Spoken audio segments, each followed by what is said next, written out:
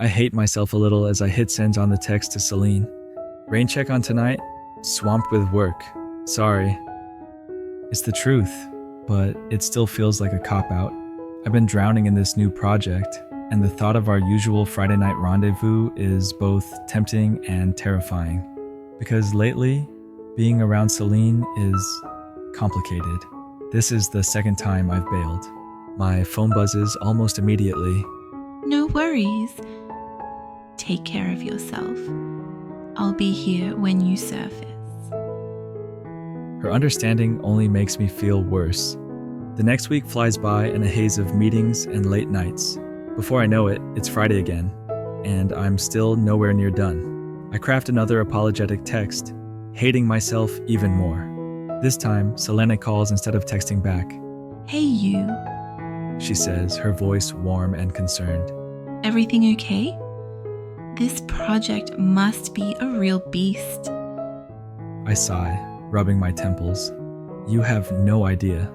I'm sorry, Celine. I know I'm being a terrible whatever we are. Friends. She says firmly.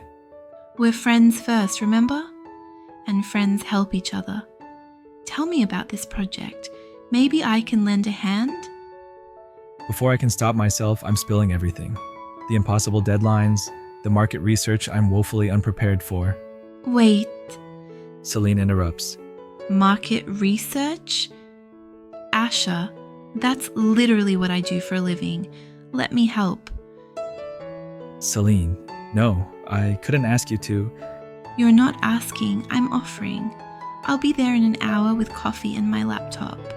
No arguments. True to her word, Selena shows up at my office, arms laden with caffeine and determination. We dive in, and I'm blown away by her expertise. She navigates databases I didn't even know existed, pulling data and crafting analyses that would have taken me days. God, you're amazing, I murmur, watching her fingers fly across the keyboard. She glances up, a slight blush coloring her cheeks. Just doing my job, although usually I get paid for this. I grin, leaning in close. I'm sure we can work out some form of compensation. Her breath catches, and for a moment the air between us crackles with tension. Then she clears her throat, turning back to the screen. Better get back to work, Mr. Handsome. These reports won't write themselves. We work through Saturday, fueled by takeout and determination. As the sun starts to set, I lean back in my chair, stretching. I think we might actually pull this off, I say, a note of awe in my voice. Celine grins, triumphant. Was there ever any doubt? Celine, I can't thank you enough. You're a lifesaver. Happy to help? As Selena turns back to her laptop, determined to finish the last few details, I find myself unable to maintain the professional distance we've kept all day.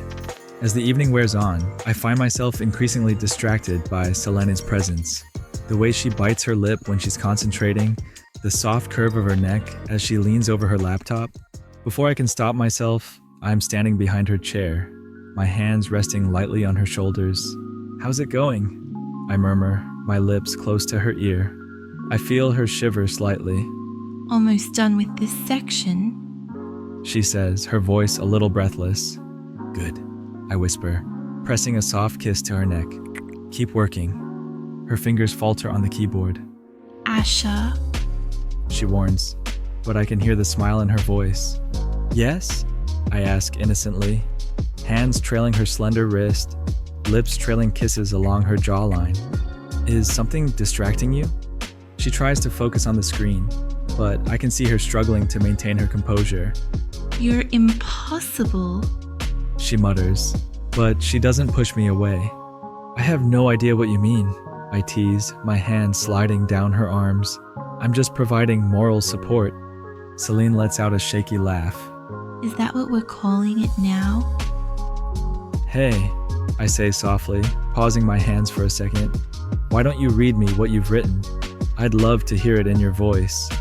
Celine glances up, a small smile playing on her lips. Sure, if you think it'll help.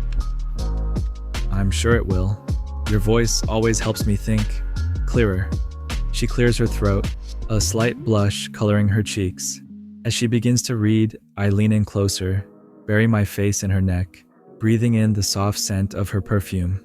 The market analysis shows a clear trend towards... Celine's voice falters as I start to move my hands again. Go on, I murmur encouragingly, my lips kissing and sucking her soft earlobe. She takes a shaky breath before continuing. Towards increased demand in the sector of... I start to kiss on her neck and bare shoulder, hands reaching for her full breasts, feeling her lean into my touch. You're doing great, I whisper. Keep going. Selena tries to focus on the report, but I can hear the tremor in her voice and see the way her breath quickens. Her body is slightly trembling in my palms, more aroused than I would expect. Asha, she pleads. I spin her chair around, kneel down, gently push her skirt up, and bury my face in.